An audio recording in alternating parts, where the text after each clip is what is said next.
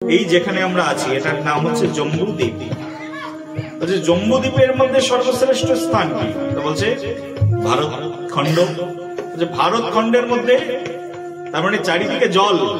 শাস্ত্র বলছে অপ এবাও সসর যাদব, তার মানে চারিদিকে শুধু জল আর জল, আর জলের মধ্যে এক খণ্ড ভূমি, তার নাম হচ্ছে ভারত খণ্ড। জলের মধ্যে যে খণ্ডে ভারতবর্ষ আছে সেটার নাম হচ্ছে ভারত খণ্ড। আর ভারত খণ্ডের মধ্যে অনেক উপত্যকা বিভিন্ন কিছু থাকলেও ভারত খণ্ডের মধ্যে একটা স্থান আছে যার নাম হচ্ছে ভারতবর্ষ। আর ভারতবর্ষের মধ্যে সর্বশ্রেষ্ঠ স্থান হচ্ছে মথুরা, আর মথুরার মধ্যে সর্বশ্রেষ্ঠ স্থান বৃন্দাবন, আর বৃন্দাবনের মধ্যে সর্বশ্রেষ্ঠ স্থান কি? তো বলছে বৃন্দাবনের মধ্যে সর্বশ্রেষ্ঠ স্থান যেটি, সেটির নাম হচ্ছে বৃন্দাবন মানে 12টি বন। কটি বন? 12টি বন। বলে বৃন্দাবনের মধ্যে সর্বশ্রেষ্ঠ স্থান যেটি, সেটির নাম হচ্ছে গোবর্ধন। কি নাম বললাম? বলছে গোবর্ধনের মধ্যে সর্বশ্রেষ্ঠ স্থান কি? তার গোস্বামীপাদ বলছে গোবর্ধনের মধ্যে সর্বশ্রেষ্ঠ স্থানের নাম হচ্ছে রাধা কুণ্ড। কি নাম? এবার গোস্বামীকে বলা হলো, গোস্বামীপাদ রাধা কুণ্ডের চেয়ে সর্বশ্রেষ্ঠ স্থান কি? রূপ গোস্বামীপাদ আর কোন উত্তর দিলেন না, বললেন এর চেয়ে পৃথিবীতে সর্বশ্রেষ্ঠ স্থান আর নেই। তাহলে এক কথায় এই পৃথিবীর সর্বশ্রেষ্ঠ স্থান যে বিন্দুটি, সেই বিন্দুটির নাম কি? বলুন সবাই, কি নাম? বলুন সবাই মন দিয়ে। রাধা কুণ্ড। বলুন কি নাম? বলো রাধা কুণ্ড ধাম কি।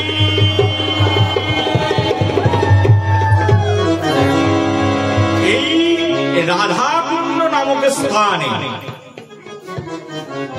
দীর্ঘ 112 বৎসর যাবৎ যিনি বসে বসে ভজন করছেন, তিনি হচ্ছেন আমার শ্রী গুরুদেব, আমার পরমারাধ্য প্রদীপ পাবন, আমার প্রাণের ইষ্ট দেবতা, আমার শ্রী গুরু মহারাজ। শ্রী বৃন্দাবনের সাধক বর্গের মধ্যে এক অন্যতম সাধক প্রবর, যিনি রাধাকুণ্ডের তটের মহান আচার্য। লক্ষ লক্ষ মানুষ যার চরণ ধুলি গ্রহণের জন্য শ্রী বৃন্দাবনে গমন করেন, সেই আমার পরমারাধ্য প্রদীপ পাবন শ্রী গুরু মহারাজ শ্রী বৃন্দাবনের নাম চিন্তামণি প্রভুর নিকটতম সেবক, নিত্য সেবক শ্রী শ্রী 108 প্রাণ কৃষ্ণ দাস বাবাজি মহারাজ আমার শ্রী গুরুদেবের শ্রী চরণ পদ কমলে সশ্রদ্ধ করে দণ্ডবাদ প্রণতিপাত নিবেদন করব। আপনারা যারা আজকে এই মহতে আসরে শ্রী ভাগবতের অমৃতময় রসতত্ত্ব সুধা, অমৃত ধারা, অমৃত বর্ষিণী কথা শ্রবণ মানুষ এখানে উপনীত হয়েছেন, জগৎ পিতার অংশ সম্ভূত পিতৃ সকলগণ, জগৎ মাতার অংশ সম্ভূতা মাতৃমণ্ডলী, সকলকার আতুল চরণে সশ্রদ্ধ করে দণ্ডবাদ প্রণাম। কৃপা করে আপনারা আশীর্বাদ করুন, আপনাদের কথাগুলোই আপনাদের মধ্যে মনের মতো করে যাতে উপস্থাপন করতে পারি। সবাই একবার বলুন রাধে।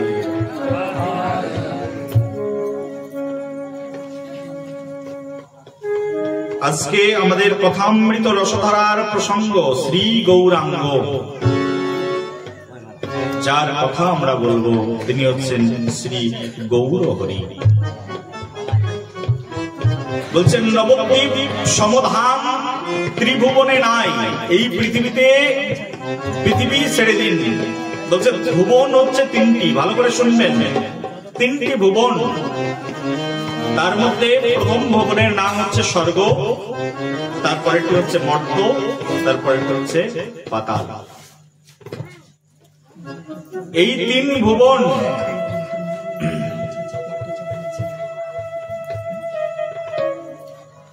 এই ত্রিভুবনের মধ্যে সর্বশ্রেষ্ঠ স্থান কি?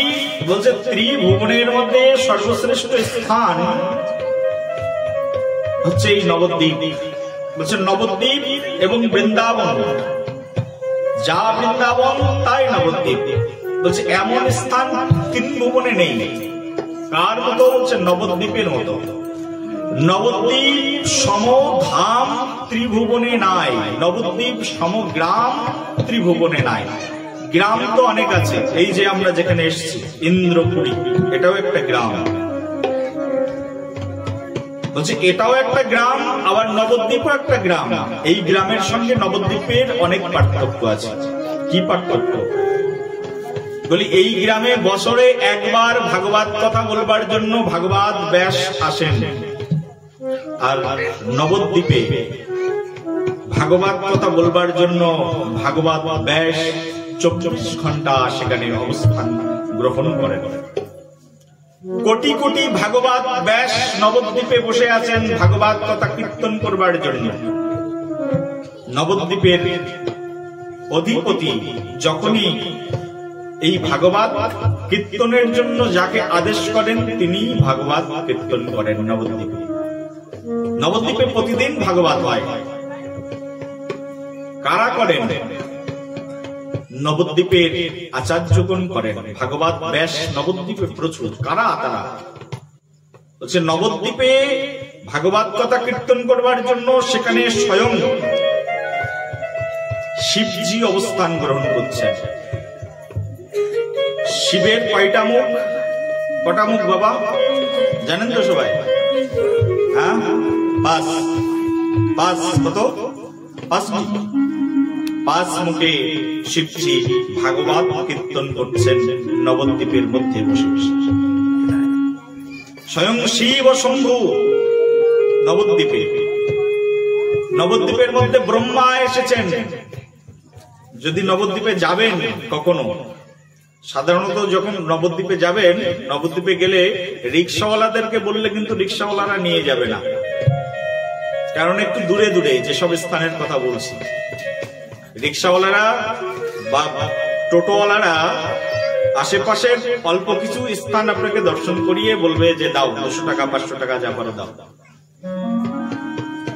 স্বয়ং ব্রহ্মা এসেছেন নবদ্বীপে, আর ব্রহ্মা নবদ্বীপে এসে এখনো পর্যন্ত ব্রহ্মা সাধনা করছেন আর ভাগবত কীর্তন করছেন নবদ্বীপে বসে বসে, গৌর গুণগান করছেন। শিবজি মহারাজ নবদ্বীপের চারিদিকে বেষ্টন করে বসে আছেন, নবদ্বীপকে ঘিরে রেখেছেন স্বয়ং শিবজি। তিনি বসে বসে নবদ্বীপের গুণকীর্তন করছেন। নবদ্বীপের ভাগবত বক্তা মাতা পার্বতী এখনো পর্যন্ত নবদ্বীপের মধ্যে অবস্থান গ্রহণ করছে। নবদ্বীপে গণেশজি স্বয়ং উপবেশন করে ভাগবতের টিকা লিখছেন বসে বসে। আমরা জানি গণেশ সেই বদ্রী বিশাল, যেখানে স্বয়ং বদ্রী বিশাল থাকেন হিমালয়ের মধ্যে এখনো পর্যন্ত একটা প্রকোষ্ঠ আছে যেখানে বসে গণেশজি মহাভারত লিখেছিলেন, সেই জায়গাটি এখনো আছে। এই তো আমরা যাবো কয়েকদিন পরেই, অক্ষয় তৃতীয়াতেই যাবো, হয়তো প্রতি বছরই যাই। গণেশ যেখানে বসে মহাভারত লিখেছিলেন, সেই গণেশ নবদ্বীপে এসেছেন স্বয়ং ভগবান শ্রী গৌর সুন্দরের গুণকথা কীর্তনের জন্য। স্বয়ং কার্তিক আছেন নবদ্বীপের মধ্যে। শুধু যাদের নাম জানি তারা নয়, গন্ধর্বলোক থেকে গন্ধর্বলোকের অধিবাসীরা নবদ্বীপে এসে বসে বসে ভাগবত কথা শ্রবণ করেন। কিম পুরুষ লোকের অধিবাসী বৃন্দরা নবদ্বীপে এসে নবদ্বীপের গুণকথা শ্রবণ করেন। নবদ্বীপের কথা শ্রবণ করেন না কারা? স্বর্গের দেবতা বৃন্দরা নবদ্বীপে এসেছেন। স্বর্গের সকল দেবতা বৃন্দদের সবচেয়ে প্রিয় স্থান যেটি, সেটি হচ্ছে নবদ্বীপ। সেই জন্য শাস্ত্র বলছেন নবদ্বীপ সমগ্রাম ত্রিভুবনে নাই। সমগ্র ত্রিভুবনে নবদ্বীপের মতো এমন গ্রাম আর নেই, কারণ নবদ্বীপে স্বয়ং ভগবান এসেছেন। কেমন সেই ভগবানের কথা? নবদ্বীপ প্রসঙ্গে শাস্ত্রের মধ্যে বর্ণনা করা রয়েছে, ভগবতী মহিষী দিব্যপী দিব্যদপী নিমেলি গুণয় মহন্তি বতমনি যদা দধত্তো দধৌ নবদ্বীপমিবং দুর্লভম। শাস্ত্রের মধ্যে বলছে এই নবদ্বীপ, যে নবদ্বীপে স্বয়ং গৌরাঙ্গ এসেছেন, এই নবদ্বীপ ধন্য। আর নবদ্বীপকে পেয়ে বসুমতী ধন্য। কে ধন্য নবদ্বীপকে পেয়ে? বলছে বসুমতী। বসুমতী কাকে বলে? এই যে আমরা পৃথিবীতে আছি, এই বসুমতী ধন্য।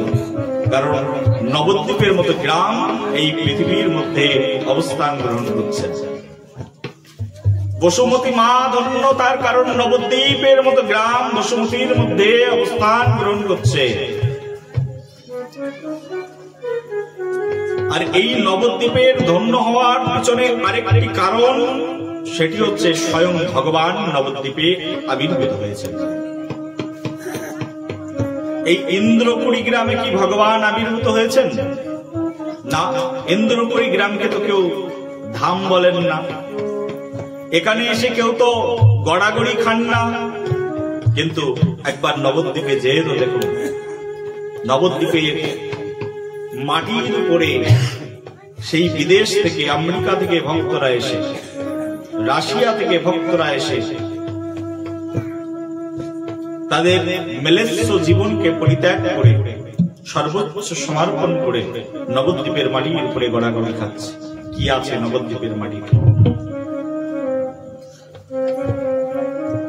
এই নবদ্বীপ বলছে সর্বশ্রেষ্ঠ স্থান ত্রিভুবনে। এই নবদ্বীপের মতো কে আছে? কোন গ্রাম আছে নবদ্বীপের মতো?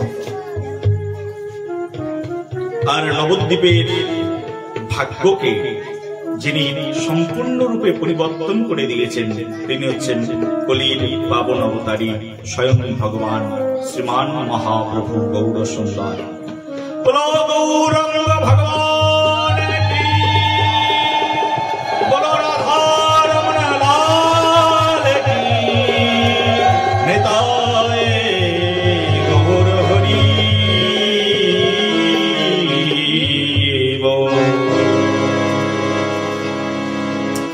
গৌরাঙ্গের কথা কি বলবো? গৌরাঙ্গের কথা যদি বলতে হয়, শরীর পুলকিত হয়ে যায়।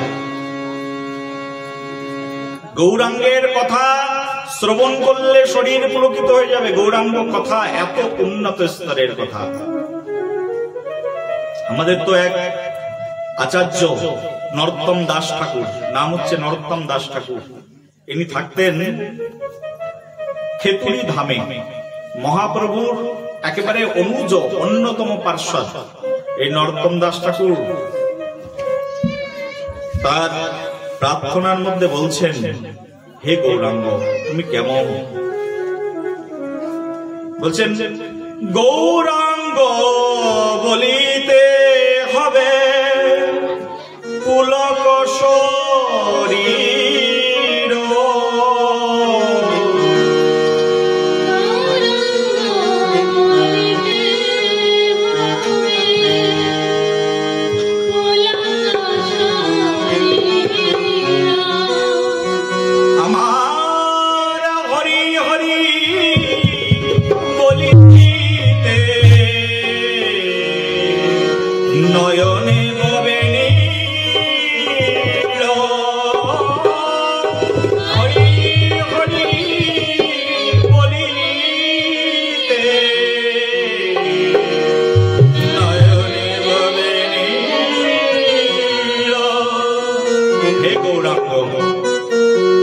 তোমার কথা এমন যে তোমার কথা বললেই যেন শরীরে পুলকিত হয়ে যায়। গৌরাঙ্গের কথা গৌরাঙ্গ বলিতে হবে পুলক শরীর, হরি হরি বলিতে নয়নে বইবে নীর। যা গৌরাঙ্গ সেখানেই হরি। গৌরাঙ্গ আর হরিতে কোনো পার্থক্য নেই। গৌরাঙ্গের জীবনটাই তো হরিময়। আর গৌরাঙ্গকে জানতে গেলে যাকে জানা প্রয়োজন তিনি হচ্ছেন নিতাই।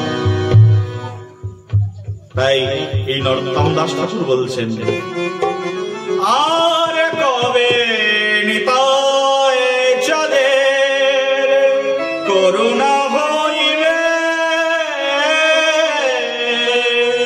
আর কবে নিতাই চাঁদের করুণা হইবে, সংসার বাসনা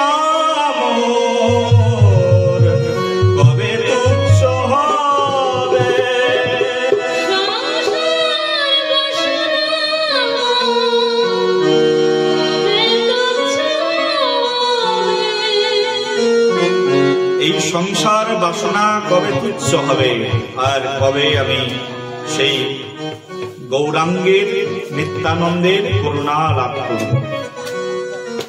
যেদিন নিতাইয়ের করুণা হবে সেদিন গৌর মিলে যাবে। এই গৌরের কথা শোনো। সবাই একবার গৌরের কথা শুনবার আগে হাতে তালি দিয়ে বলো বলো, গৌরা গৌরা গৌরা গৌরা গৌরা হরি,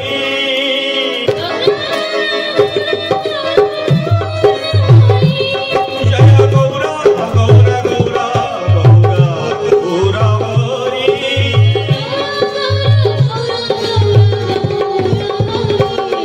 জয় গৌরা গৌরা গৌরা গৌরা গৌরা হরি।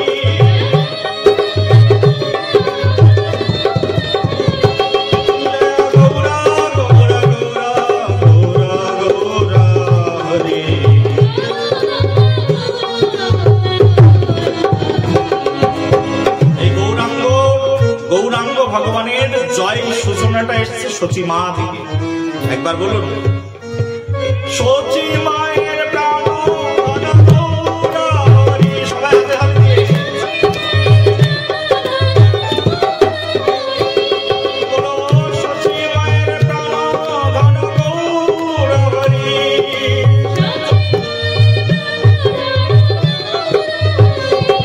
জয় গৌরা গৌরা গৌরা গৌরা গৌরা হরি,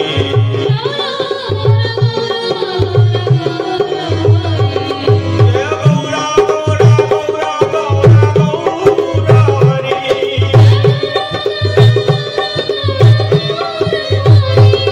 জয় নবদ্বীপ চন্দ্র প্রভু গৌর হরি,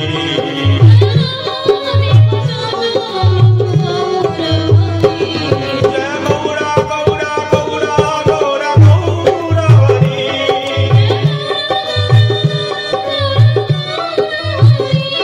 জয় গৌরা গৌরা গৌরা গৌরা গৌরা হরি।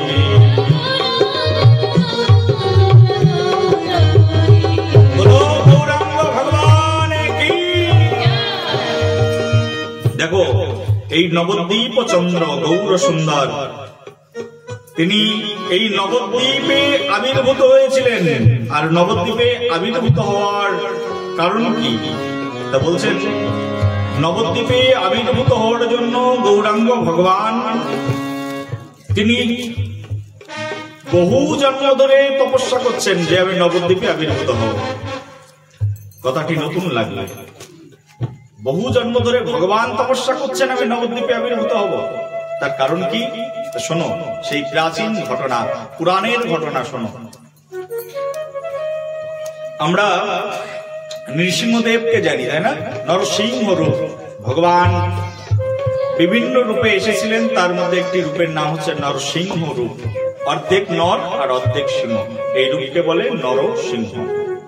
ভগবান যখন এখান থেকে সেই বহু পূর্বে নরসিংহ রূপে এসেছিলেন, সেই সময় নরসিংহ রূপে, বাবা এগুলো রাখবে না, ভাগবতের মধ্যে এগুলো দরকার নেই। নরসিংহ রূপে যখন তিনি বহু পূর্বে এসেছিলেন, আসার সময় তিনি একটা জিনিস উপলব্ধি করেছিলেন, যখন নরসিংহ অবতারে ভগবান এসেছেন স্তম্ভের মধ্য থেকে প্রকটিত হয়েছে। দেখো বাবারা, আমরা মনে করি যে ভগবানের জন্মগ্রহণ কিভাবে হয়, তো অনেকে মনে করে বাবা না হলে মা হলে না হলে পৃথিবীতে জন্ম হয় না। কিন্তু তোমার আর আমার বাবা লাগে জন্মগ্রহণ করতে, কিন্তু ভগবানের জন্মগ্রহণ করতে কিন্তু বাবা মা কিছু লাগে না। প্রহ্লাদের বাবা নাম হচ্ছে হিরণ্যকশিপু। এই হিরণ্যকশিপু প্রহ্লাদকে বলছেন, প্রহ্লাদ তোমার ভগবান কোথায় থাকেন? তো ভগবান বলছেন, প্রহ্লাদ বলছেন, বাবা আমার ভগবান তো সব জায়গায় থাকেন। আমার ভগবান সব স্থানে থাকতে পারে না, তাই না? তোমার ভগবান এখানে আছে? বলছে এখানে কেন, পৃথিবীর যে কোনো স্থানে ভগবান আছে। ভগবান এত শক্তি তার? বলছে ভগবানের শক্তি সম্পর্কে তোমার কোনো ধারণা নেই। ভগবান এক স্থানে থেকে বহু স্থানে চলে যেতে পারেন, এক ভগবান বহু হতে পারেন। এই তো কদিন আগেই গেল কালী পূজা আমাদের কলকাতাতে। আমরা যেখানে থাকি, বিশেষ করে আমাদের শ্রী মন্দির যেখানে যেখানে গৌরনীতাই আমাদেরকে আশ্রয় দিয়েছেন, এর পাশে এত পরিমাণে কালী পূজা হয়। সারা ওয়েস্ট বেঙ্গলের রেকর্ড কালী পূজা আমাদের ওখানেই হয়। প্রত্যেকটি মোড়ে মোড়ে কালী পূজা, প্রত্যেকটি গলিতে গলিতে কালী পূজা। লক্ষ লক্ষ মানুষ রাস্তায়। বিকাল 3টা বাজবে আর সব বন্ধ হয়ে যাবে রাস্তা, কলকাতার রাস্তা পুরো বন্ধ। বারাসাতের চত্বরের মধ্যেই ঢোকা যাবে না, এত মানুষ। কিন্তু মা কালী তো একজন, কিন্তু প্রতিমা বহু। বোঝা যাচ্ছে? মা কালী তো একজন, কিন্তু প্রতিমা বহু। মা কালী তো এক, কিন্তু প্যান্ডেল বহু। মা কালী তো একজন, কিন্তু মা কালীর সেবক বহু। এই নবদ্বীপ ধামের মতোই অবস্থা, চিন্তা করুন। মা কালী একজন, কিন্তু তার পূজা চলছে বহু মন্দিরে। কি করে? এক মা বহু মন্দিরে পূজা নিতে পারে না। তেমনি ভাবে এক ভগবান শ্রীকৃষ্ণ, তিনি বহু মন্দিরে পূজিত হন। বৃন্দাবনের অলিতে গলিতে মন্দির, যেখানে যাবেন সেখানেই দেখবেন শ্রীকৃষ্ণের পূজা হচ্ছে, অর্চন হচ্ছে, ঘন্টা বাজছে, শঙ্খ বাজছে। হ্যাঁ কিনা বাবা? হ্যাঁ ঠিক বলছি তো? নবদ্বীপে যাবেন, বহু মন্দির, সব মন্দিরে ভগবানের আরতি হচ্ছে, পূজা হচ্ছে, কিন্তু ভগবান তো একজন। এই যে এই গ্রামে এসেছে, এই গ্রামের মধ্যে প্রত্যেকের বাড়িতে কম বেশি ভগবানের ছবি আছে, কিন্তু ভগবান কি বহু? ভগবান তো একজন, সব বাড়িতে আরাধনা করছে। এক একজনের আরাধনা পদ্ধতি এক এক রকম, এক একজনের কর্তব্য বোধ এক এক রকম, কিন্তু ভগবান প্রত্যেকটি বাড়ির মধ্যে পূজিত হচ্ছে। প্রেম সে বলো। তেমনি ভাবে প্রহ্লাদ মহারাজ বলছেন, আমার ভগবান এক হলেও তিনি বহু স্থানে থাকতে পারেন। একথা শুনে তার বাবা বলছে, তাহলে তোমার ভগবান এই স্তম্ভের মধ্যে আছে? বলছে হ্যাঁ অবশ্যই, এই স্তম্ভের মধ্যে আমার ভগবান আছে। হিরণ্যকশিপু তখন সঙ্গে সঙ্গে হাতে অসিপত্র, তার মানে তরবারি হাতে তুলে নিয়েছে। নিয়ে বলে, ভগবানের এত বড় সাহস, আমার ঘরের দরজার মধ্যে স্তম্ভের মধ্যে এসে দাঁড়িয়ে আছে। সঙ্গে সঙ্গে তরবারি হাতে নিয়ে একেবারে পদাঘাত করে দিয়েছেন, মেরে দিয়েছেন একটা লাথি। সঙ্গে সঙ্গে ভগবান সেই স্তম্ভের মধ্য থেকে বেরিয়ে চলে এসেছে। আর ভগবানের নাম হয়ে গেছে তখন নরসিংহ অবতার। বলো নরসিংহ ভগবান কি, বলো নরসিংহদেব ভগবান কি।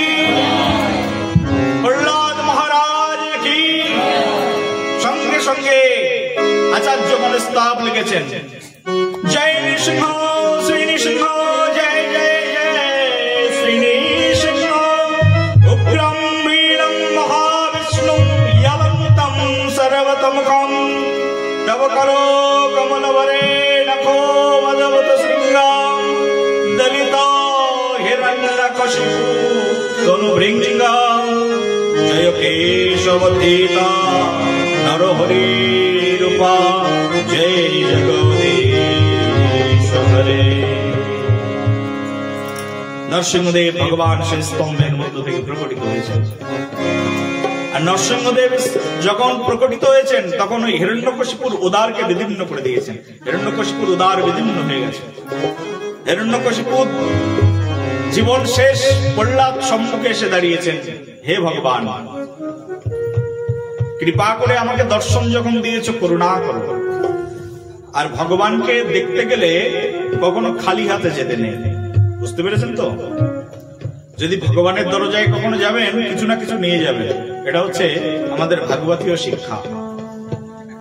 যখন ভগবানকে দেখতে গেছেন প্রহ্লাদ মহারাজ, তখন একটা ফুলের মালা নিয়ে গেছেন। ভগবান প্রকটিত হয়েছেন তো, নরসিংহ রূপ ধারণ করে প্রকটিত হয়েছেন। আর প্রহ্লাদ মহারাজ একটা ফুলের মালা, এই যে এখানে আছে ভাগবতকে পড়ানো, একটা ফুলের মালা নিয়ে গেছে। এই ফুলের মালা নিয়ে গিয়ে ভগবানকে পড়াবেন, কিন্তু ভগবান তো বিশাল আর প্রহ্লাদ ছোট্ট বালক, 5 বছরের ছোট্ট বালক, কি করে এই বিশাল ভগবানকে ফুলের মালা পড়াবেন? ভাগবতের কাছে আসতে গেলেও কিছু না কিছু আনতে হয়। এই যে ভাগবত শুরু হয়েছে 3 দিন, ভাগবত মানে হচ্ছে আনন্দ। এই ভাগবত মানেই হচ্ছে আমাদের একটা আনন্দময় দিন। 3 দিন ধরে ভাগবত হবে, প্রত্যেকের বাড়িতে বাড়িতে কিন্তু আনন্দ। শুনতে যাব বিকাল হলেই, প্রত্যেকের মনের ভিতরে বাসনা। এক গ্রামের মধ্যে যদি একটা স্থানে ভাগবত হয়, তাহলে পুরো গ্রামের মানুষ কল্যাণ উপলব্ধ হয়ে যায়।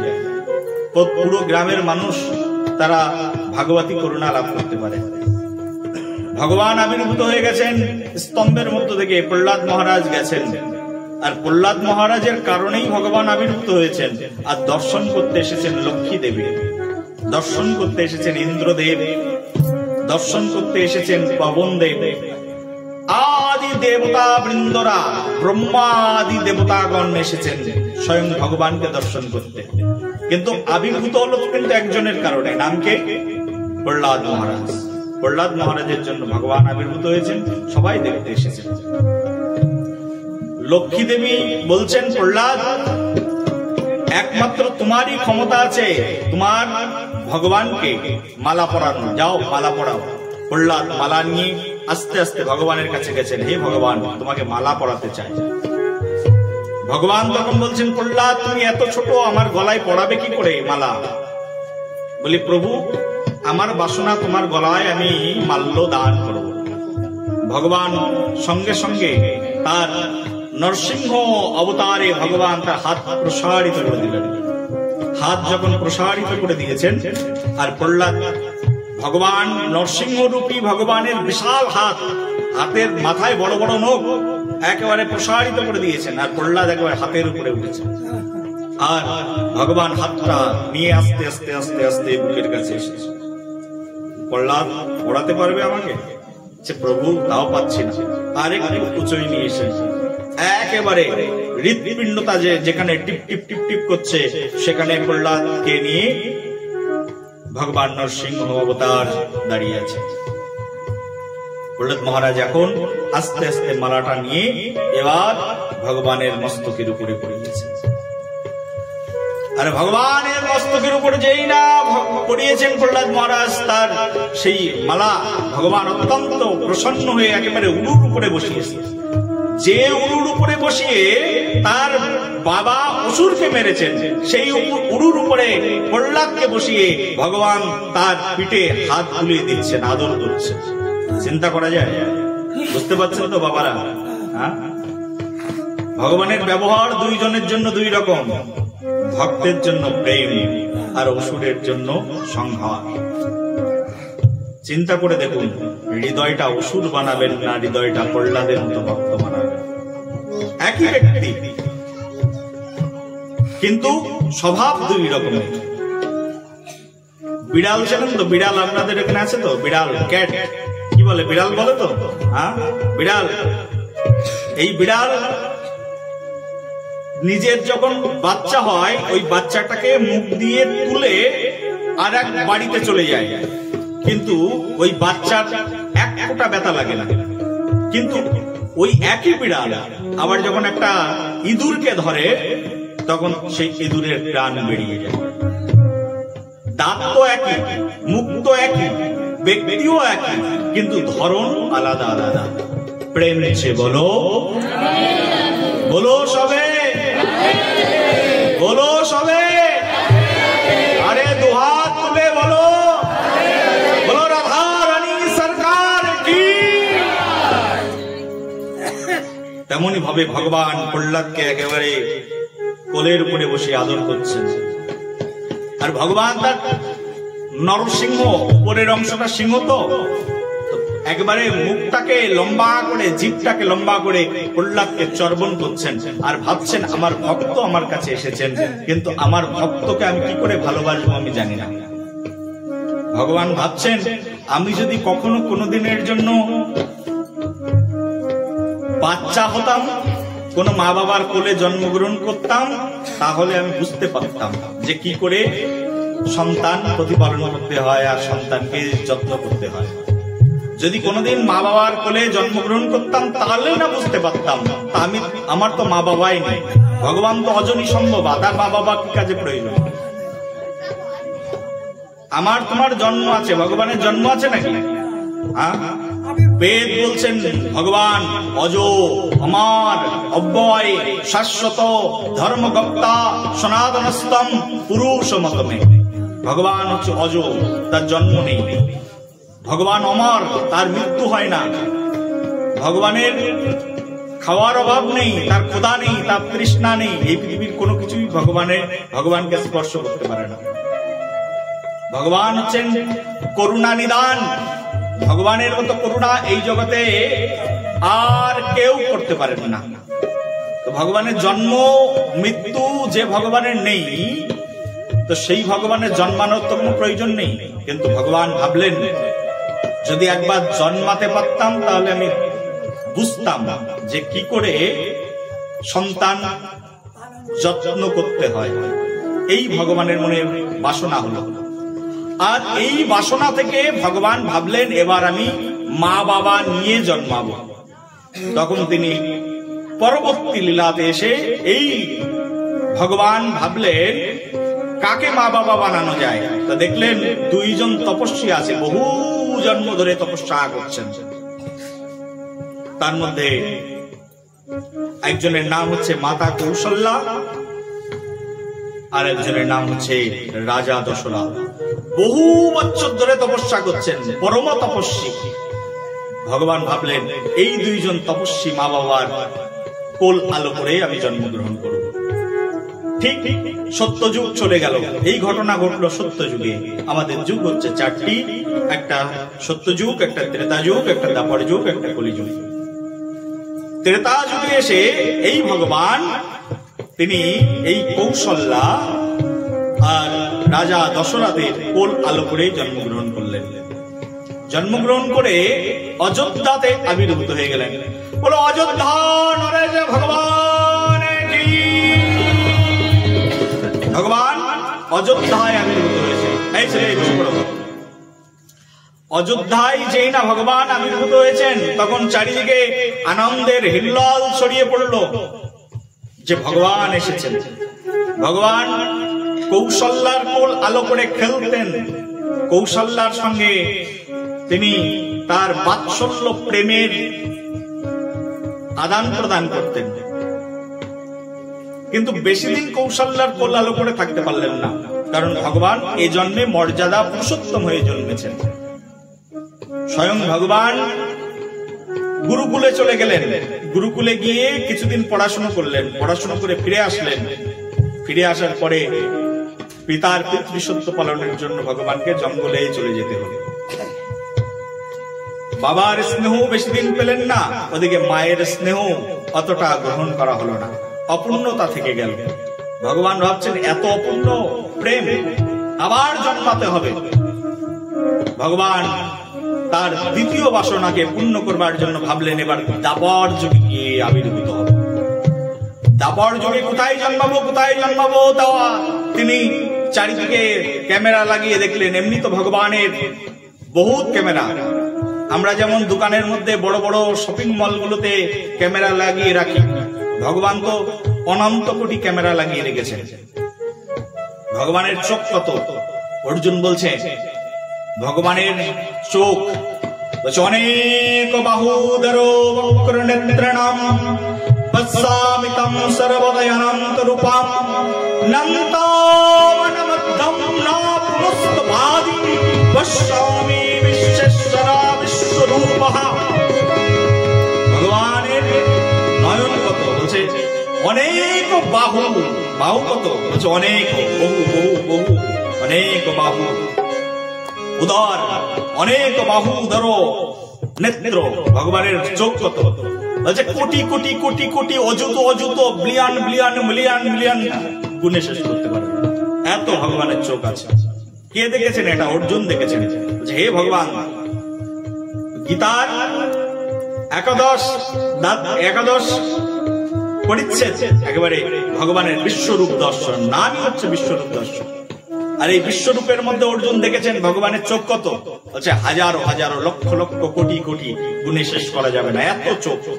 কতটা চোখ ভগবানের! ভগবান এই চোখ দিয়ে দেখছেন যে দাপর যুগে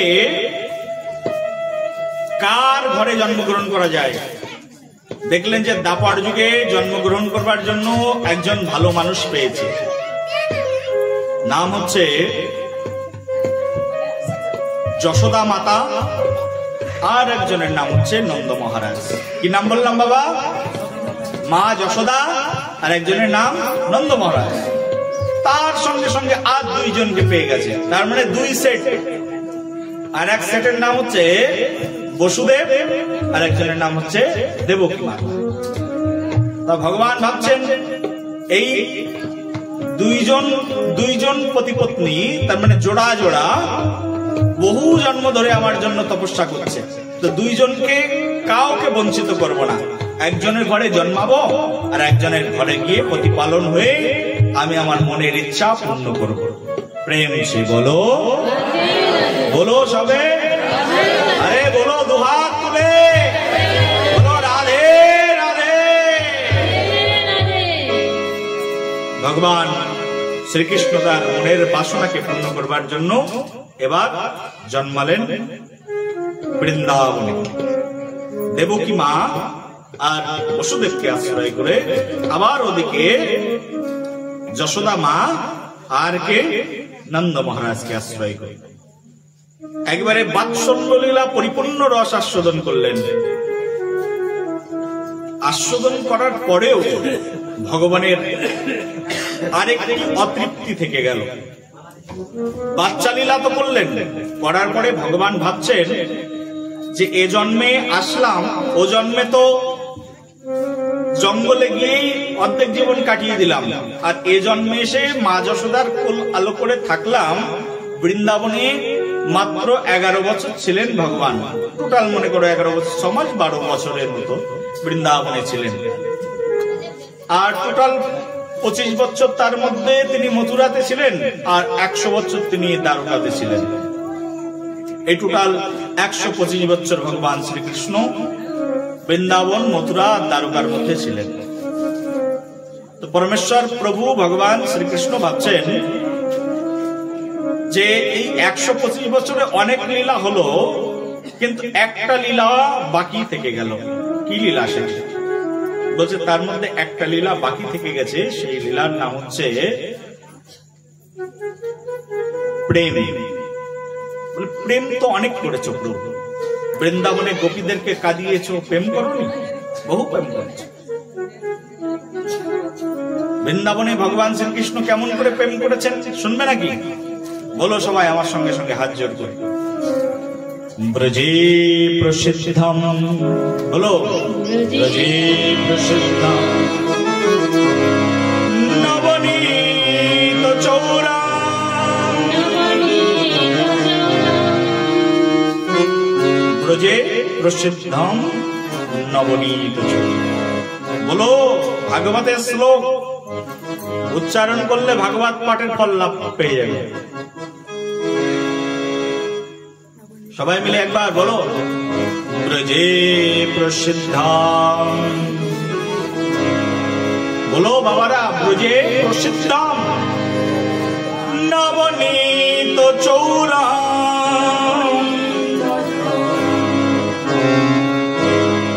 গোপাঙ্গনানাং চ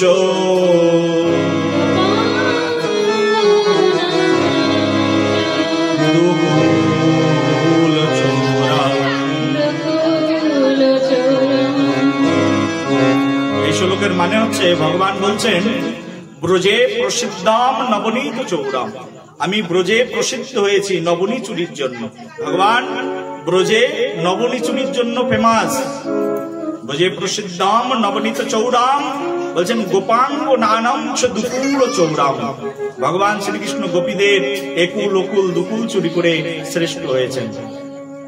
তারপরে শ্লোকে বলছেন অনেক জন্মার্জিত পাপ চৌরাম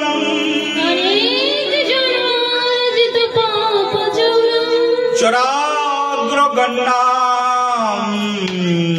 পুরুষং নমামি।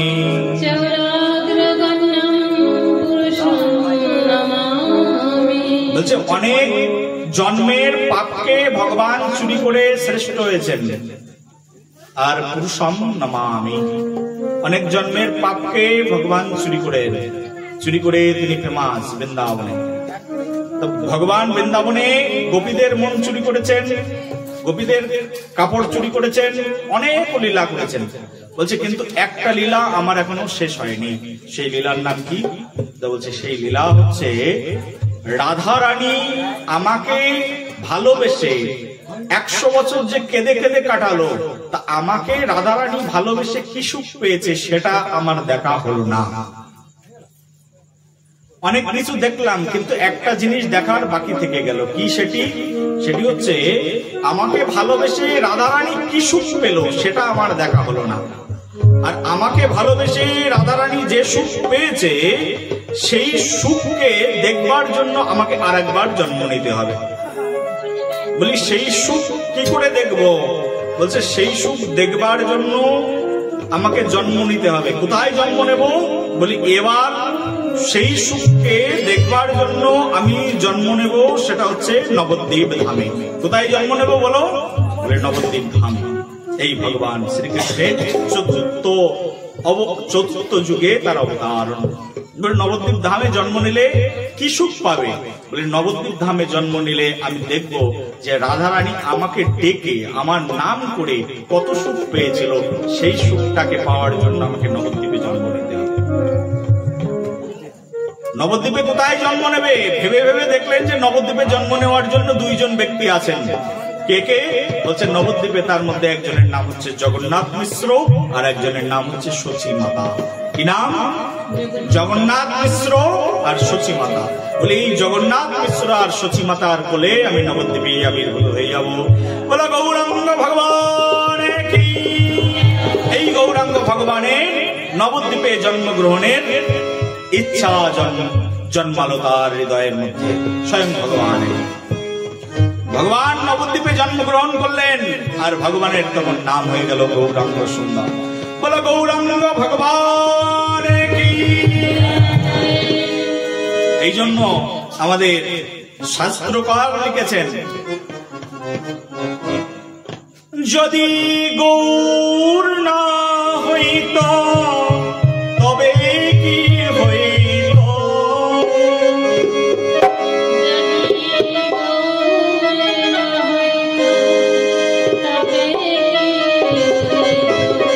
আমি কেমনে ধরিতাম দে,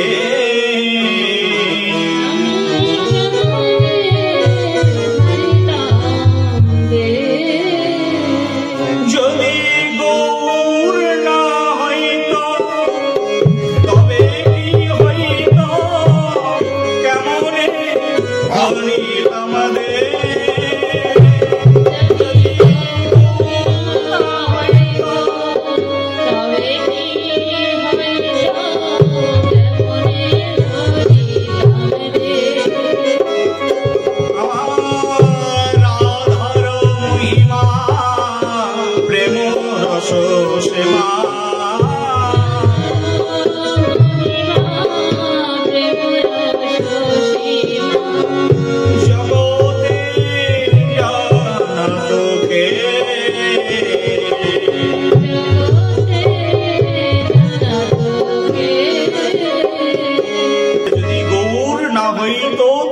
কোটি হইতো কেমনে ধরিতাম দে, আর রাধার মহিমা প্রেম রস সীমা জগতে জানাতো কে।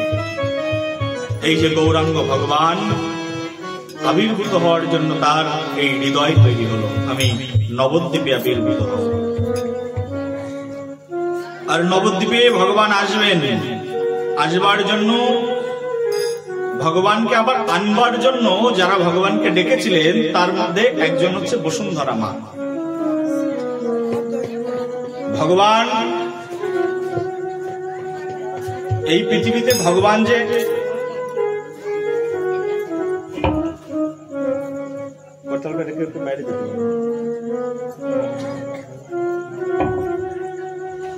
ভগবান যে এই পৃথিবীতে আবির্ভূত হবেন, আবির্ভূত হওয়ার পূর্বে এই কলিযুগে বিশেষ করে বলছে কলিযুগের অবস্থা তো খুব খারাপ। কলিযুগে মানুষে মানুষের সম্প্রীতি থাকবে না। কলিযুগে ভাগবত কথা হলে 50 জন মানুষও এক জায়গায় হবে না। কিন্তু এই দেখুন আজকে এখানে ভাগবত কথা হচ্ছে, খুব অল্প সংখ্যক ভক্তরা এখানে এসে উপস্থিত হয়েছে। এখনই কেউ যদি জোরে চিৎকার করে ঝগড়া বাঁধায় এক বাড়ির সঙ্গে আর এক বাড়ি, এখানে যত মানুষ আছে তার চেয়ে বেশি মানুষ এখানে উপস্থিত হয়ে যাবে, একই না বলুন? বলছে শাস্ত্রে বলছে কলিযুগের মানুষ হবে কলহ করবল। কলিযুগের মানুষ যেখানে কলহ হবে সেখানে চলে যাবে, কিন্তু যেখানে ভগবানের কথা হবে সেখানে যাবেই না, কারণ ওখানে ভালো কথা হচ্ছে। তার কারণ কি? আমাদের বাংলায় একটা প্রবাদ আছে, আপনারা বাংলা সাহিত্য পড়েন নাকি জানি না, তো বাংলার মধ্যে একটা প্রবাদ আছে, চোর না শোনে ধর্মের কথা। শুনেছেন কিনা?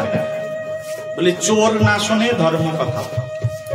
বলে চোর যারা আছে না, যাদের চুরি করা অভ্যাস, তারা কখনো ভগবানের কথা শুনবে না, ধর্মের কথা শুনবে না। এখন এখানে মনে করুন যদি অমিতাভ বচ্চন আসতো তাহলে এখানে লক্ষাধিক মানুষ সমাগম হয়ে যেত, হ্যাঁ কি না? কাকে দেখার জন্য? সিনেমা আর্টিস্টকে দেখার জন্য। আর এখানে স্বয়ং ভগবান এসেছেন ভাগবত রূপে, তাকে দর্শন করবার জন্য এই গুটি কয়েক মানুষ এসে উপস্থিত হয়েছে। বলে কলিযুগ হচ্ছে এত খারাপ যুগ। তার মধ্যে আবার যারা যারা এসে উপস্থিত হয়েছেন, কারোর মাজার ব্যথা, কারোর কোমরের ব্যথা, আর কোনো ব্যথা না থাকলেও বিশেষ করে মনের ব্যথা আছে, বলে ভাগবত বক্তার ভাগবত ভালো লাগছে না, বাড়িতে যায় ইউটিউবে বসে বসে শুনে নেব। মনের ব্যথা, এটাকে বলে মনের ব্যথা। তো এই ব্যথার জন্য তাড়াতাড়ি আবার ভাগবত ছেড়ে উঠে যেতে হবে, তাই তো নাকি? এই হচ্ছে আমাদের সমস্যা কলিযুগে।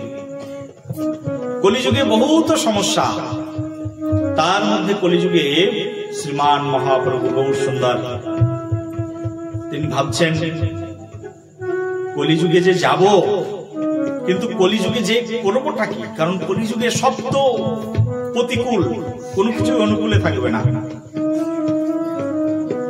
মহাপ্রভু ভাবলেন কলিযুগে প্রত্যেক যুগে যুগে তো আমি অস্ত্র নিয়ে যাই, এবার কলিযুগে একটা স্পেশাল কিছু নিয়ে যাব। মহাপ্রভু স্বয়ং ভগবান তিনি চুপচাপ বসে আছেন, দেখি কে আমাকে কলিযুগে ডাকে। প্রত্যেক জন্মে জন্মে কেউ না কেউ ভগবানকে ডেকে ডেকে এনেছেন। ভগবান আসবেন, কিন্তু আসার আগেও তিনি কিছু ঘটন অঘটন ঘটিয়ে দেয়। আপনি দেখবেন একজন মানুষ ট্রেন থেকে পড়েই মৃত্যুবরণ করল, বয়স কত? মাত্র 30 বছর। বলে 30 বছরের ছেলেটার তো মরার কথা ছিল না, মরল কেন? আর ট্রেন থেকেই বা কেন পড়ল? এর কারণ হচ্ছে ওই ব্যক্তির 30 বছর পর্যন্ত আয়ু রয়েছে। সে যখন জন্মেছে ভাগ্যবিধাতা তাকে 30 বছর আয়ু দিয়েই পৃথিবীতে পাঠিয়েছে। কিন্তু কোন ব্যক্তিকে পৃথিবী থেকে তুলে নেওয়ার জন্য ভগবানেরও কিছু কারণ দেখাতে হয়, যমরাজের কিছু না কিছু কারণ দেখাতে হয়। কারণটা কি? ট্রেনের পাশে এসে দাঁড়িয়েছেন চুপচাপ, কিন্তু আজকের দিনেই এই সময়ই তার মৃত্যু। কিভাবে মারবেন। তো সেই জন্য তিনি প্ল্যান করেছেন, প্ল্যান করে একটা মাতালকে তুলে দিয়েছে। আর মাতাল মদ খেয়ে ঢুলতে ঢুলতে ওই ট্রেনের যে উপরে হ্যাঙ্গারটা আছে ওটা ধরে দাঁড়িয়েছে। আর এমন মাতাল হয়ে গেছে, এমন মাথার ভিতরে তার চক্কর দিয়েছে, পড়বি না পড়বি ওই একেবারে দরজার সামনে যিনি দাঁড়িয়েছিল তার গার্ড উপরে গিয়ে পড়েছে। আর সঙ্গে সঙ্গে ভালো লোকটা একেবারে মাটিতে পড়ে সেখানে মৃত্যুবরণ করলো। কিন্তু যে মাতালটা তার গায়ে পড়লো তার কিন্তু মৃত্যু হলো। কেমন একটা ঘটনা বলুন। মরার কথা তো মাতালের, মাথায় চক্কর দিয়েছে তার, কিন্তু বললো ভালো মানুষটা।